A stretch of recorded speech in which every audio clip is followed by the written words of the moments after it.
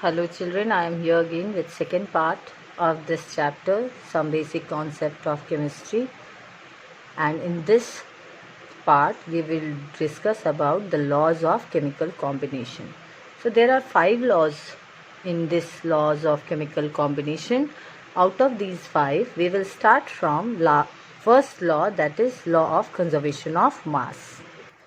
It states that the total mass of the product which is obtained after a chemical or physical reaction is always equal to the total mass of reactant.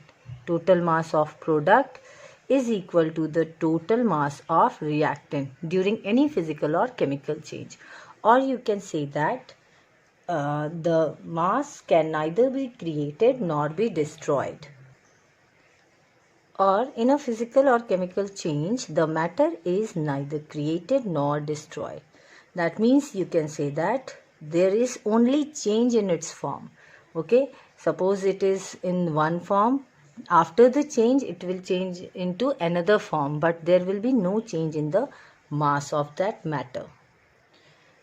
See here, one example we are taking: carbon and oxygen gives carbon dioxide.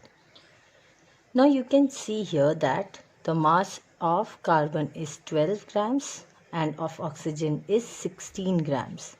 How many atoms of oxygen are there? 2. So you will write 32 grams of oxygen. After the reaction, carbon dioxide is forming. Again, the mass of carbon is 12, oxygen is 16. 2 atoms of oxygen are there. So you will write 12 plus 32 again.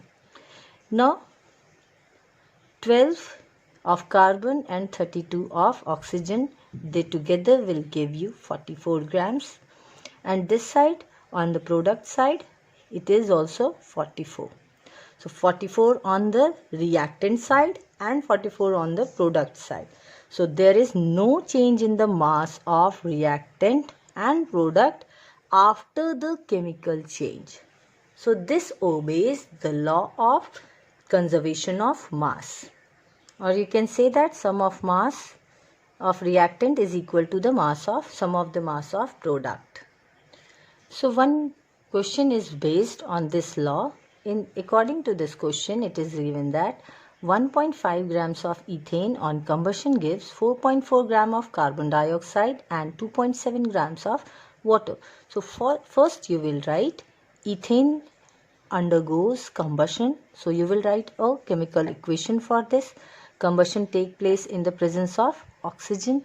So when any hydrocarbon is undergoing combustion, the product will be carbon dioxide and water. Okay, and some heat also. So now you have to balance this. So balanced chemical equation is 2 here, 7 here, and 4 here, and 6, 2 6 is 12 and 2 6 is 12. Okay, so this is the balanced equation. Now according to equation, you can say that 2 mole of ethane combines with 7 mole of oxygen to give 4 mole of carbon dioxide and 6 mole of water. Children, here you will write this in the form of moles. Okay.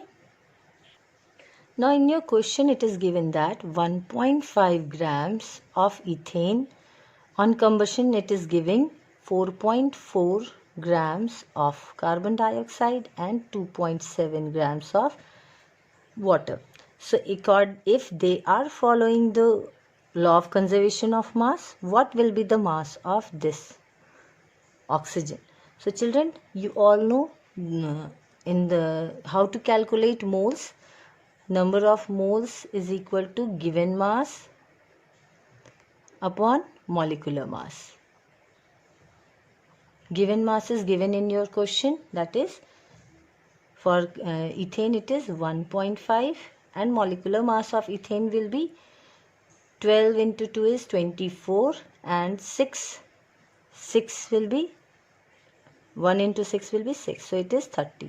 So given mass upon molar mass, remove this point and you will get 1 upon 20 Okay, so this will be the mole for ethane, or you can write it like this, 0.05 moles. So here it is 0.05 moles. For this gram you will write, you are taking out number of moles when ethane is 1.5 grams. For carbon dioxide you will write this, given mass 4.4 upon molar mass 12, 16 into 2 is 32, 32 plus 12 is 44, so it is 44. It will become 1 upon 10 or 0.1 mole. Now children, see here, for oxygen how you will calculate the number of moles. See, 2 moles of ethane is consuming 7 moles of oxygen.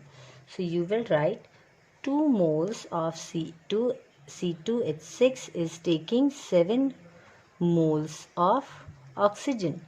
So how many moles, for how many moles you have to calculate? 0.05. Okay, so for 0.05 moles you will take 7 upon 2 into 0.05 moles of oxygen. Okay, or this you can write it like this, 7 upon 2 into 1 upon 20. See here, 1 upon 20. So it will be 7 upon 40 moles. So you can write it here that 7 upon 40 moles of oxygen is required. Now you will put this value in the mole given mass upon molar mass. So number of mole you have calculated here, 7 upon 40. Given mass it is X only, given mass is X only, and molar mass of oxygen is 32. Okay. Now you will do calculation for this mass. Mass of oxygen is equal to, it will be 7 into 32 upon 40. So it will come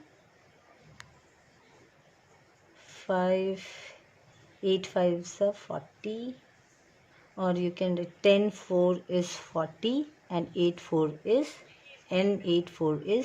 32.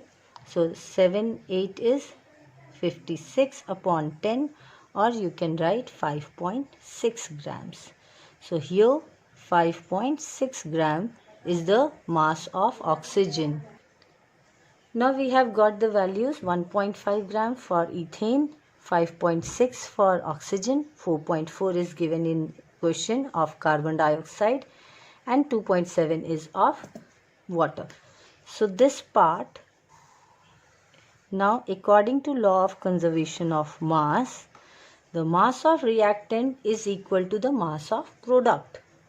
So the mass of reactant is 1.5 plus 5.6. So total mass you are getting 6, 5, 11, 5 and 1 6 and 1 7. So 7.1 grams. And here mass of product you are getting 4.4 plus 2.7. So 7 plus 4 is 11, 4 and 2 is 6 and 1 7. So you can easily say that the mass of product and the mass of reactant both are equal. So this obeys the law of conservation of mass.